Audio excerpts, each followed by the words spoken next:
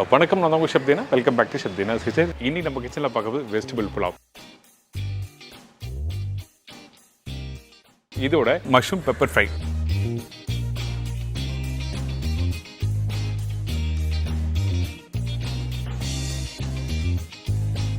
Vegetable புலாவுக்கு தேவையான பொருட்கள்: basmati rice 250 gram, mix vegetable 1 bowl, அதாவது கேரட், பீன்ஸ், உருளைக்கிழங்கு, வெங்காயம் 2 நம்பர், பச்சை மிளகாய் 3 நம்பர், இஞ்சி பூண்டு பேஸ்ட் 1 டேபிள் ஸ்பூன், சீரகம் 1 டீஸ்பூன், முழு கரம் மசாலா தாளிப்புக்கு தேவையான அளவு, கொத்தமல்லி தேவையான அளவு, உப்பு டு டேஸ்ட், ஆயில் குக் பண்ணுறதுக்கு தேவையான அளவு. இதாங்க இந்த ரெசிபிக்கு தேவையான பொருட்கள். ஃபஸ்ட் நம்ம என்ன பண்ணுறோம், இந்த குக்கரில் தேவையான அளவுக்கு எண்ணெய் ஊற்றிருக்கேன். இந்த எண்ணெய் சூடான பிறகு நம்ம என்ன பண்ணுறோன்னா சீரகம் போட்டிருக்கோம். இந்த சீரகம் நல்லா பொரிஞ்சு வர டைமில் முழு கரம் மசாலா, அதாவது பேசிக்கான முழு கரம் மசாலா, பட்டை, லவங்கம், ஏலக்காய், பிரிஞ்சில் போட்டிருக்கேன். இதுக்கப்புறம் ஸ்லைஸ் பண்ணி வச்சுருக்கேன் வெங்காயம், பச்சை மிளகாய். இதெல்லாம் போட்ட பிறகு வெங்காயத்தை வதக்க ஆரம்பிக்கிறோம். இந்த வெங்காயம் வதங்குற பக்கம் என்ன கேட்டோன்னா கரெக்டாக ஒரு 40 to 50% அளவுக்கு வெங்காயம் வதங்கிருக்கணும். அதுக்கு மேலே வதக்கக்கூடாது, அதே டைமில் கலர் மாறக்கூடாது. சில பேர் வெங்காயம் நல்லா வதக்கிடுவாங்க. அப்படி பண்ணினா கண்டிப்பாக இந்த வெஜிடபிள் புலாவ் ஒயிட் கலர் வராது. இதே நீங்கள் மஞ்சத்தூள்லாம் போட்டு பண்ணுறீங்கன்னா அந்த டைமில் கொஞ்சம் வெங்காயம் அதிகமாக வதங்கினாலும் தவறு எதுவுமே இல்லை. இந்த மாதிரி பக்குவத்தில் கரெக்டாக வெங்காயத்தை வதக்கி எடுத்துருங்க. இதுக்கப்புறம் இஞ்சி பூண்டு பேஸ்ட் போட்டிருக்கேன்.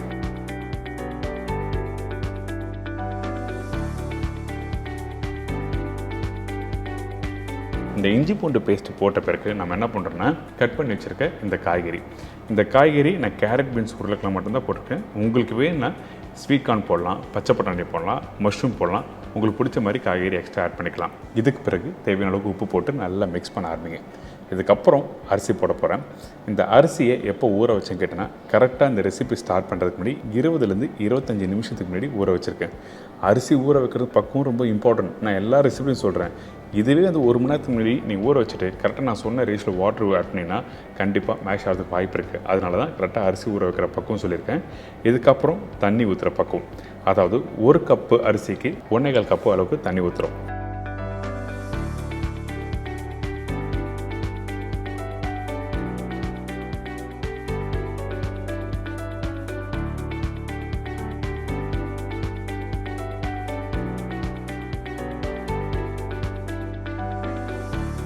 இந்த தண்ணி ஊற்றின பிறகு மேலோட்டமாக அப்படியே நல்லா மிக்ஸ் பண்ணுங்கள்.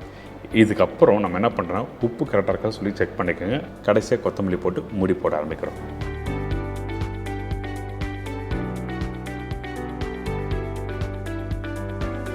இந்த மூடி போட்ட பிறகு எவ்வளோ நேரம் விசில் விடணும்னு கேட்டிங்கன்னா கரெக்டாக 3 விசில் மீடியமான ஃப்ளேம் வச்சு விடுங்க. அதுக்கப்புறம் ஓப்பன் பண்ணி பார்த்தீங்கன்னா ஒரு அருமையான வெஜிடபிள் புலாவ் ரெடி.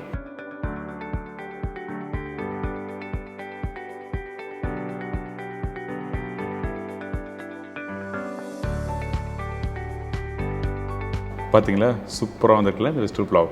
இந்த மாதிரி தான் இருக்கணும் நீங்கள் வீட்டில் பண்ணுவது. கொஞ்சம் ஈரப்பதம் இருக்கணும். ஆனால் இந்த அரிசி வந்து ஒன்றோட ஒன்று ஒட்டிருக்கூடாது. குக் பண்ணி முடித்த பிறகு இந்த மாதிரி தான் உதிரியாக வரணும்.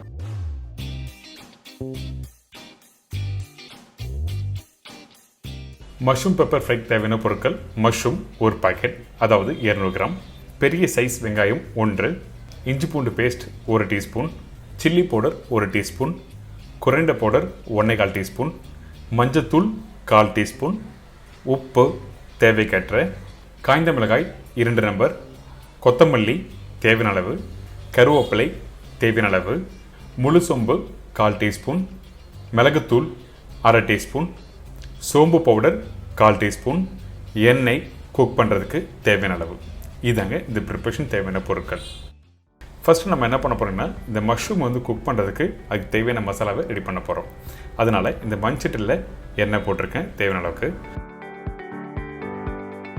அதுக்கு பிறகு சோம்பு. இந்த சோம்பு நல்லா பொரிஞ்சு வர டைமில் வெங்காயம் கட் பண்ணி வச்சுருக்கேன், வெங்காயம் போடுறோம்.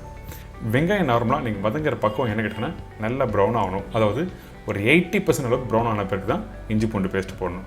அதுக்கு முன்னாடி காஞ்ச மிளகாய், கருவேப்பிலை இதெல்லாம் போட்டு நல்லா வதக்குங்க.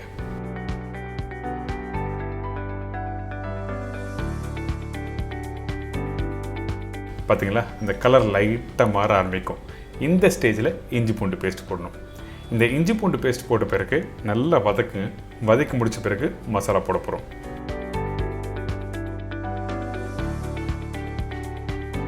இந்த இடத்துல மஞ்சத்தூள், தனியா பவுடர், மிளகாய் பவுடர்.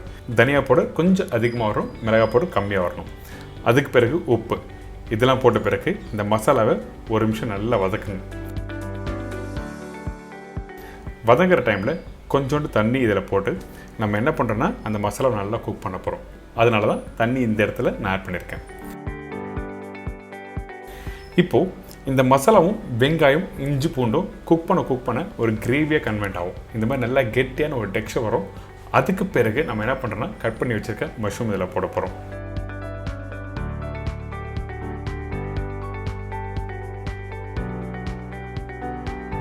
இதுக்கு பிறகு மஷ்ரூம். இந்த மஷ்ரூம் 1/4 அப்படின்னா 1/2 கட் பண்ணி போடுங்க சைஸுக்கு ஏற்ற மாதிரி. மேலே உள்ள காம்பை எடுத்துகிட்டு அதுக்கப்புறம் கட் பண்ணி போடணும். அது மட்டும் இல்லை, இந்த மஷ்ரூம் வந்து க்ளீன் பண்ணி யூஸ் பண்ணணும். எப்பவுமே வந்து மண் இருக்கும். நிறைய பேர் நினைப்பீங்க தண்ணியிலே வாஷ் பண்ணால் அந்த அழுக்கு போய்ட்டு நினைப்பீங்க. அப்படிலாம் இல்லை. கொஞ்சம் லைட்டாக மைதா போட்ட பிறகு நல்லா மிக்ஸ் பண்ணிவிட்டு அதுக்கப்புறம் வாஷ் பண்ணும்போது அதோட அழுக்கெல்லாம் போய் வெள்ளை கலர் வரும். இப்போது இந்த மசாலாவில் இந்த மஷ்ரூம் போட்டிருக்கோம்ல, உடனே தண்ணி போடணும்னா அப்படியே நல்லா குக் பண்ணுங்கள். அதுக்கப்புறம் கொஞ்சம் லைட்டாக கொத்தமல்லி போட போகிறோம்.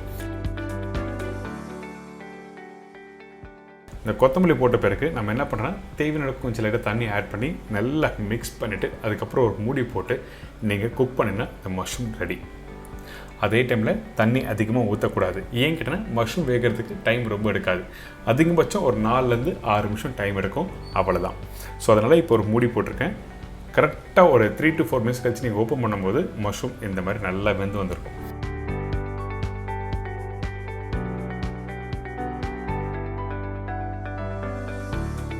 ரொம்ப குக் பண்ண ஆரம்பிச்சிங்கன்னா சுருங்க ஆரம்பிச்சிடும்.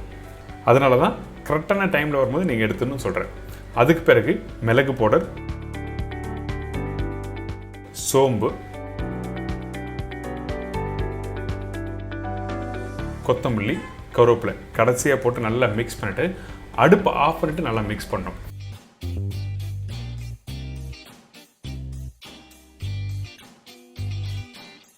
இந்த மாதிரி எடுத்தீங்கன்னா ஒரு அருமையான மஷ்ரூம் பெப்பர் ஃப்ரை ரெடி.